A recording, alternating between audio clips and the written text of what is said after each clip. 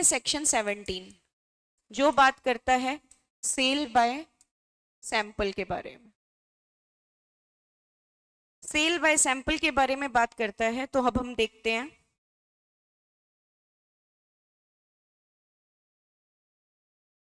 A contract for sale is a contract of sale is a contract for sale by sample where there is a term in the contract express or implied to that effect।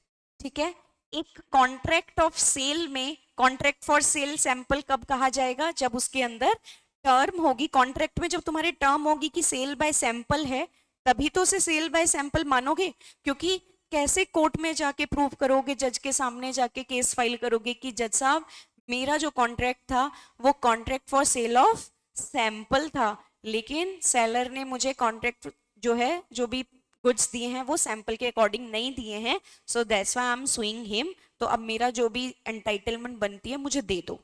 तभी तो करोगे ना जब तुम्हारी term होगी उसके अंदर। अगर टर्म नहीं होगी तो कैसे पता करोगे कि सेल बाय सैंपल है या नहीं है, या सेल बाय डिस्क्रिप्शन है या नहीं है, राइट?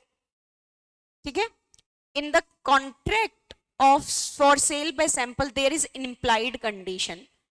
इम्प्लाइड कंडीशन और एक्सप्रेस कंडीशन वारंटी पता है ना?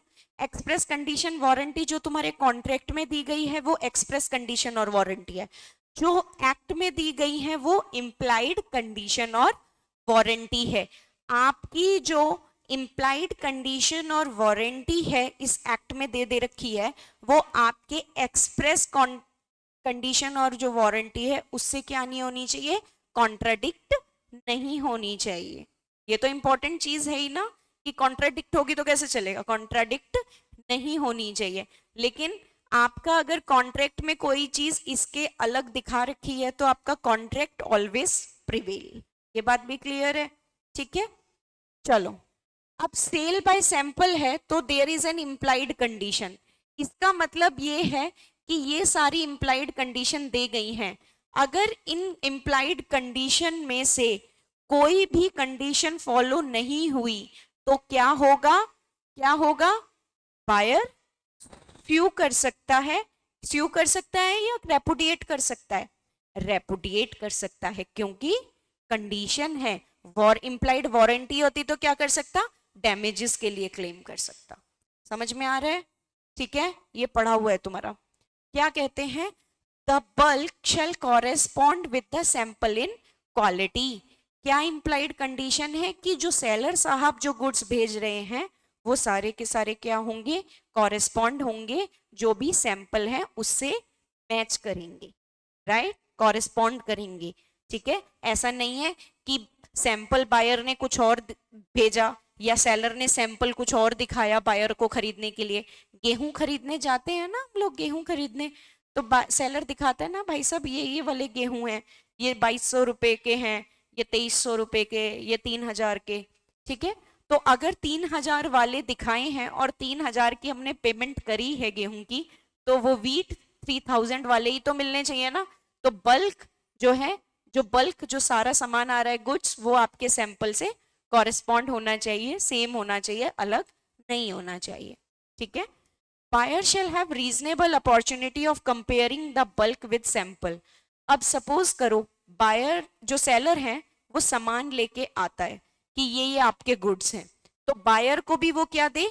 अपॉर्चुनिटी दे इतनी। ऐसा नहीं होना चाहिए सेलर आया, सामान डाला, भाग गया। वो बायर को अपॉर्चुनिटी दे कि बायर चेक कर सके कि जो सैंपल दिखाए थे सेलर ने, सपोज करो गेहूं डालने आ रहा है, तो ऑब्वियसली बायर भी तो अपने साथ कुछ गेहूं जब गया होगा तो सैंपल दिखाए होंगे तो बायर ले आया होगा।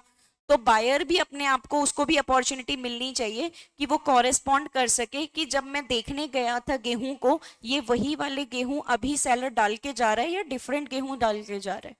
समझ आया? उसको अपॉर्चुनिटी मिलनी चाहिए। और अगर अपॉर्चुनिटी नहीं दी बायर को एग्जामिन करने की, तो क्या होगा? बायर कॉन्ट्रैक्ट को रेपुडिएट कर सकता है। ठीक है, The goods shall be free from any defect rendering them unmerchantable which would not be apparent on the reasonable examination of the sample। ठीक है, गुड्स कैसे होने चाहिए आपके? वो डिफेक्ट नहीं होना चाहिए जो उसको उसकी मर्चेंटेबल क्वालिटी को खत्म कर दे। मर्चेंटेबल क्वालिटी मतलब कि जो आगे भी सपोज करो बायर ऐसा है उसे आगे भी बेचना है, तो ऐसी क्वालिटी होनी चाहिए, बेचने लायक क्वालिटी होनी चाहिए उसकी, ठीक है।